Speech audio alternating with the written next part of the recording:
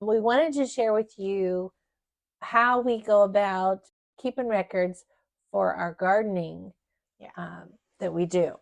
It's not too late to get those seeds in the soil if you wanted to go ahead and start your seedlings indoors. It's not too late, and we have a wonderful website for you that we wanted to share that will help you get on your way. I think you Before we have get it there. into this, don't forget to subscribe. We are so close to 1,000 subscribers. Yes, we would love that. And it really does help our channel out. There's several things that we need to boxes we need to check off. But 1,000 subscribers is our first little check box, and we wanted to get there. And we thank all of you who have made this channel a success. Yeah. We love you. We adore spending time with you and bringing you what little bit of knowledge that we have come across and that we utilize day in and day out. Yeah. If we can just help one person to be able to cook from scratch or grow their own vegetables, doing this journey that we've been doing for years now, right? Yeah. If we can make it simpler for the next person, we're all about it. Yeah. So, well, we wanted to share with you where we go for our information on planting our seeds indoors because every year it changes, right? Your frost date is typically around the same time. So even if you're not in Ohio, central Ohio, where we are, you'll be able to utilize this. Yeah. So all you do is you go into it's the Farmer's Almanac, and it's a planting guide. And then you can put in your zip code, where you're from, and then scroll down, and it's going to have for you this beautiful printout. I don't know how well it's easy to see on there. We'll leave links for everything down below. Yeah. But this is what it's going to do. It's going to give you this printout, and in this printout, now I highlight mine because I'm old school. I do everything. I have to print it off and put pen to paper and all that stuff. So don't mind my chicken scratches, but if you're planting arugula, it tells you when to start it indoors. It tells you when to transplant it outside. And then it tells you if and when you can plant it outdoors. And then the last date to plant it outdoors. It shows right there. Yeah. So if you want to go to this website, we'll leave the link below for you, and you can put in your address, and it'll pull up your planting zone for your address. Yeah. Which I think is just amazing because everybody can utilize it. They do offer you can plant by your frost date, or like here, if you're planting kale, I don't know if y'all can see that, they offer it by the frost date, which is the little snowflake, or some people plant by the moon, and they offer that date as well. So there's such good information on this website, and we wanted to share that with y'all, right? Yeah. So what we typically do is, you want to show them this? Sure. So Mom just sketched out our backyard. Right. So it looks plain and boring like this, and it's, like I said, I'm not an architect, so it's just some chicken scratches. And then she just writes in all of our garden beds what she's planning on planting in that box that year. Yeah. So you'll sketch out your garden plot, right? If you're just doing it in buckets on your back porch, figure out how many 5-gallon buckets or planters or whatever you're going to be doing, and you can figure out how many plants you can put in that one pot, right? I like this because it shows me, we have above ground boxes, so it shows me how many we can plant in that little square footage. Yeah. So, And then I go through every year and write the variety we planted too, because if for some reason it didn't do so great, or and we also rotate our crops. So that's something you'll want to eventually get into, is rotating your crops. Just so bugs and pests and things, they have a harder time finding your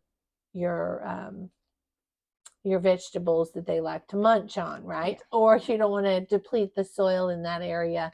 And we do amendments and all that stuff too. But so first you're going to sketch your garden.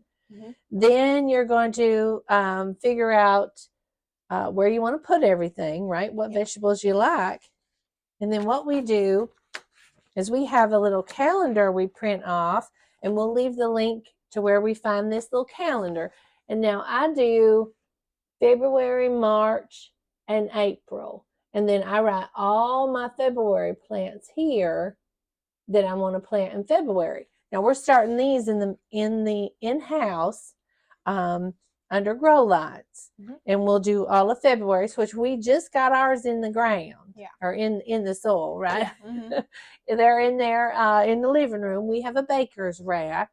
And you'll see that in the video where we show you how we go about planting our seeds. Because you do want to do a few things to make sure that your soil is ready and your plants are good, and that sort of thing. So we'll leave that link for you. And this breaks it down so it's not so daunting, and you have just 1 month to worry about. So when it's all on here, okay, I didn't forget that in March I'm going to plant my basil, right? You don't plant that in February. So it breaks it off into each month, which we just love, because then we can just stay focused on one little thing, and it's not so daunting, because I know this can seem like a lot. So we've got some printouts for you, and we're going to leave links for you down below so y'all can get started on this. And if you already have a system in place, we'd love to hear about it. So share with us. We'd love that. Or what are you planning on planting this year? This helps with the fact when you start them indoors, one, you get more variety of, because there's a ton of different varieties of tomatoes, right?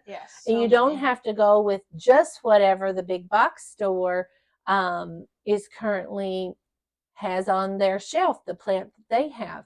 You can plant what you like, and we like it because we like to try new things. So we like to try the different varieties and whatnot. And you can oftentimes you can save those seeds, especially their heirloom seeds. You can save those for next year, and then you don't even have to buy seeds for the following year.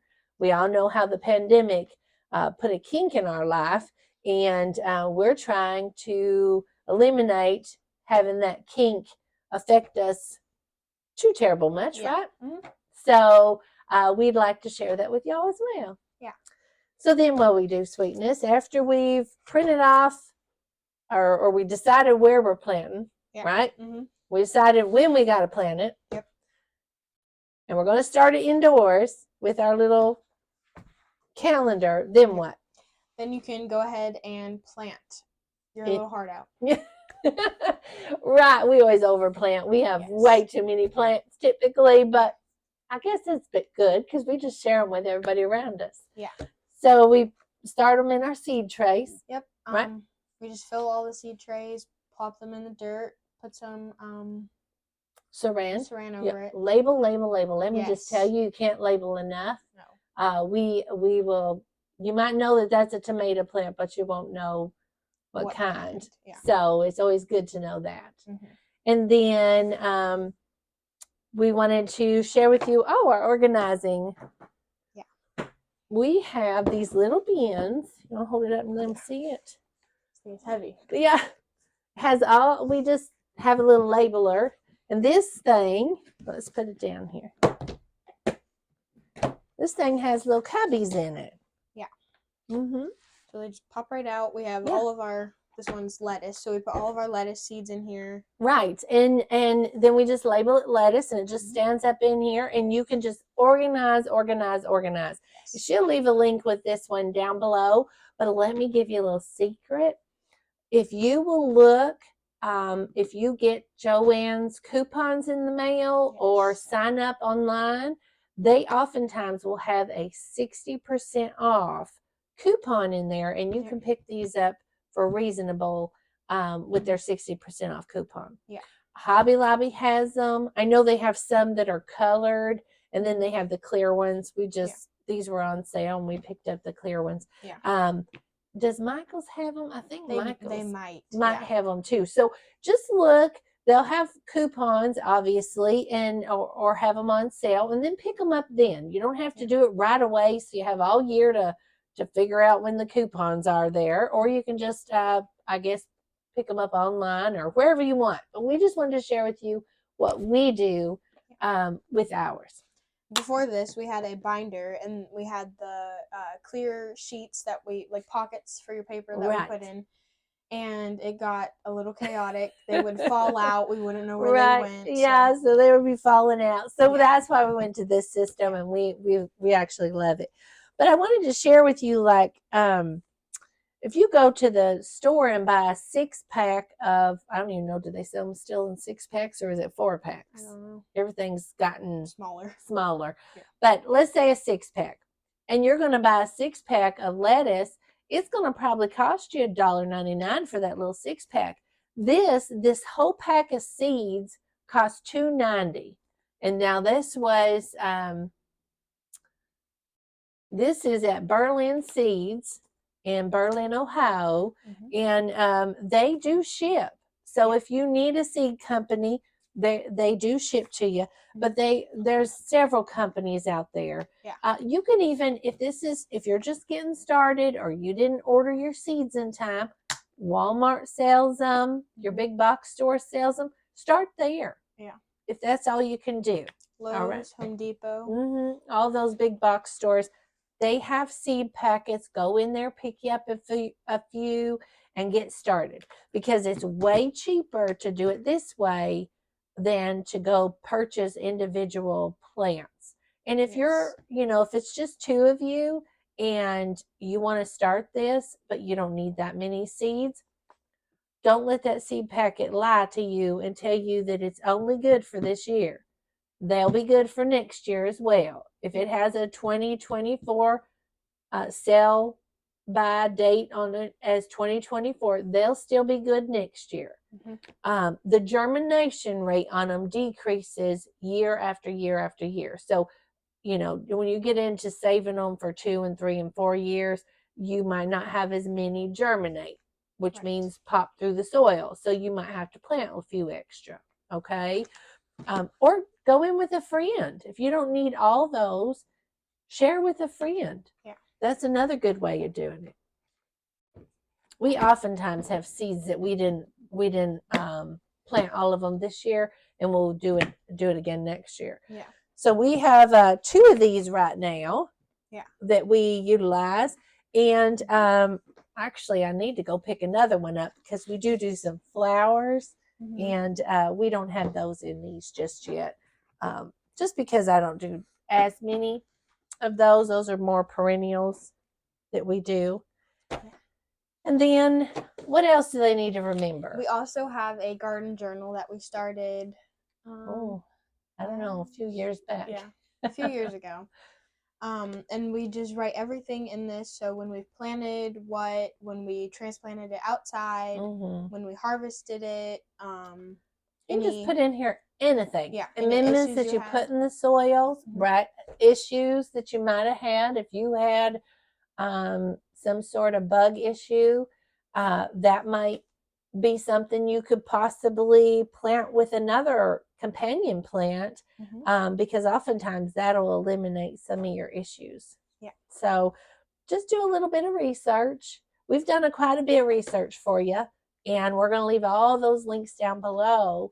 But we did want to encourage you, even if you're just got a balcony to grow some lettuce on, you can do that. You can definitely do that. And it's something about harvesting your own food, right? It's very rewarding. Yeah. And we'll be bringing you recipes and things throughout the year as we're harvesting. We'll be bringing you recipes with what to do with those items. And we did a few already, so you can go back and look at those. One of our favorites is those cherry tomatoes. Oh my gosh, those are so good. Don't think just because you have cherry tomatoes that all you can do is eat them straight off the vine. We put those in we roast them in the oven, whole sheet of them. We roast them with some garlic and some herbs, and we put olive oil on them, and then we take them and we put them down in a big jar, and we squash them, and you can do as many or as little. It is such a simple recipe, but we eat on it all winter long. Yeah. And it still tastes like they're fresh. Yeah. Yeah. We won't eat tomatoes from the store or pretty much anywhere during winter months because they just don't taste good. No, they're mushy and flavorless. Yeah. Well, guys, we are trying so hard to make life simple for you. And hopefully this will do it. If you look at those links down below, we will even leave a link as to what to do when. We'll leave a step-by-step guide, step 1, step 2, step 3 for you. And then below that, I did want to share with you, because we've been doing some research. We've had several people ask us, how do you know what to grow or how much of an item to grow? That's a real hard question. That's kind of loaded, because if your family doesn't eat green beans, then by goodness, don't plant green beans. Okay? They're easy to grow, but you don't want to grow them if your family doesn't like them. Right. So it really depends on what your family likes and how much of everything y'all want to eat. How much to plant of different items, and we'll outline of all that so you can look at it, print it off, do with it what you will. But like, let's say broccoli, you need 3 to 5 plants per person. Now that's just the average. So if your family loves broccoli like they do around here, yes, I don't think we have enough space for broccoli. We can plant broccoli in every one of those back there and still not have enough. But 3 to 5 plants per person, and that gives you an average about 1 pound per plant. From each plant, you get about 1 pound of broccoli, and then which equals out to be about 5 to 6 cups of broccoli, just depending, right? Depending on your soil, depending on if the plant had any issues. So there's many factors that will go into play when you're trying to figure out how much to do with your family. Okay, we're just going to leave this down there as a guide, but by all means, that is not set in stone. All right, it is just a guide, and everybody's different. Everybody likes more or less of something, don't you think? Yeah, I definitely do. And your plants may do really great this year, and then they might not. So you might get extra, or you might not get as much. So what else do you want to tell them? Anything else you can think of? Now, don't be afraid to plant. Just throw some seeds in the ground and jump in with both feet. It is so rewarding, and you will never go back to store-bought. True. Yep. We just want to encourage you to put something in the ground, anything. And if all you got is 5-gallon buckets on a patio or a back porch or whatever, your balcony of your apartment, by all means, do that. Yeah. And then just go from there. Just start somewhere. Yeah. Right? Definitely. Well, guys, we really appreciate you. Hopefully this has been helpful for y'all. And don't forget, it's not too late to plant. You can always be planting something. Yeah. As always, keep it simple and fun. Also, subscribe, like, and hit that notification bell so you guys don't miss any of our fun videos. And don't forget, share it with your friends.